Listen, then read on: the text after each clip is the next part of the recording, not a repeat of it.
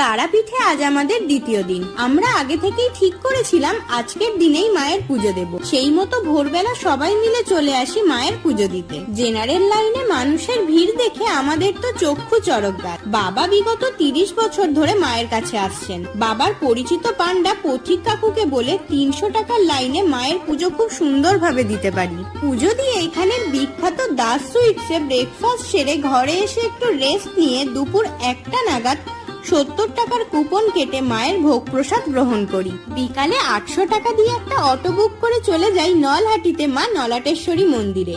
এটি মায়ের 51 শক্তিপীঠের অন্যতম একটি শক্তিপীঠ। মায়ের পুজো দিয়ে ঝাড়খণ্ড বর্ডার পেরিয়ে পৌঁছে যাই মৌলিক্ষা মায়ের মন্দিরে।